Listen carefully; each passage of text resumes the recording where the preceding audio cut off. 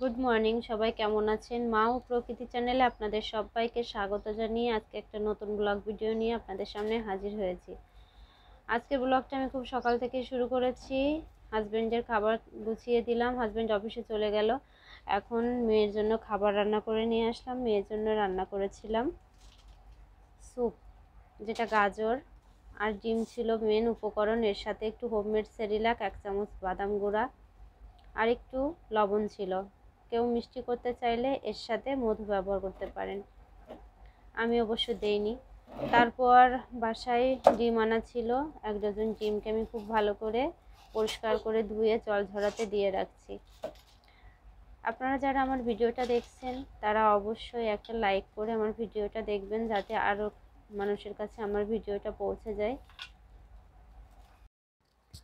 আর অবশ্যই একটা কমেন্টস করে যাবেন, কারণ আপনাদের কমেন্টসের মাধ্যমেই আমি বুঝতে পারি আমার ভিডিওটা ভালো হচ্ছে কি মন্দ হচ্ছে। আর যারা নতুন দেখছেন তারা অবশ্যই সাবস্ক্রাইব করে আমার পাশে থাকবেন। আজ মেয়েকে দুপুরবেলায় চিকেনের ঝোল রান্না করে দেবো, এই জন্য 2 পিস চিকেন বের করে রেখেছিলাম। ওটাকে একটু ছোটো ছোটো করে কেটে মশলা টশলা মাখিয়ে রেখে দিলাম।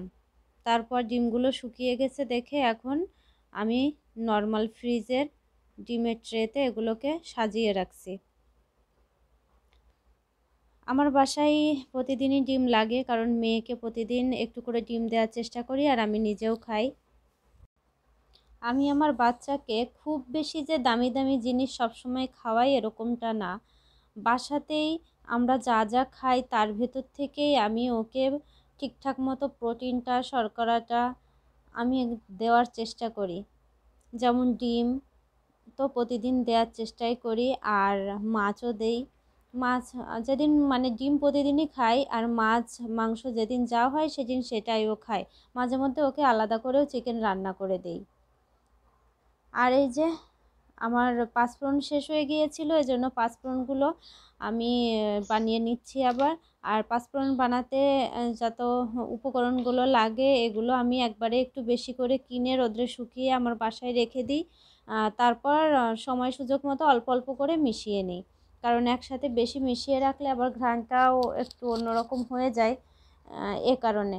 আর এখানে পাঁচফোড়নের জন্য আমি ব্যবহার করেছি কালো জিরে, জিরে, মেথি, গোমৌরি আর হচ্ছে রাঁধুনি। আমার বাসায় পাঁচফোড়নটা একটু বেশি খরচ হয়, কারণ আমরা প্রচুর সবজি খাই, আর বেশিরভাগ সবজি নিরামিষ করে রান্না করতে গেলে তাতে পাঁচফোড়নটাই দেওয়া লাগে। এজন্যে জিরা আর পাঁচফোড়নের খরচটাই আমার বেশি হয়। চায়ের পাত্রের চাটা শেষ হয়ে গিয়েছিল, বাড়তি যতটুকু চা আমার আলাদা করে রাখা ছিল সেটা এখন আমি ঢেলে নিচ্ছি। আবার নিয়ে আসতে হবে।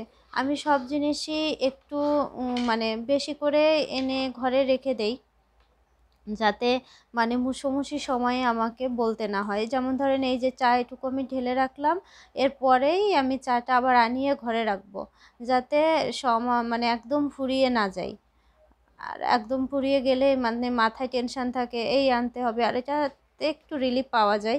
এজন্য আমি এরকমটা করে থাকি। আর এই যে এই ডালাটার মধ্যে আমি আমার সমস্ত মশলাপাতি গুলো সুন্দর করে সাজিয়ে রাখলাম। তারপর স্নান খাওয়া করে হাজব্যান্ড একটু দুধ চা বানিয়েছিল, তাই খাচ্ছিলাম, মেয়ের সঙ্গে বসে আড্ডা দিচ্ছিলাম। আর বিকাল আর রাতের আলাদা কোনো শ্যুট করতে পারিনি। রাতে আমার একটু ঘুম ভাব চলে এসেছিলো, মেয়ে তার বাবার বাটি নিয়ে খেলছিল। গুড নাইট, ভালো থাক।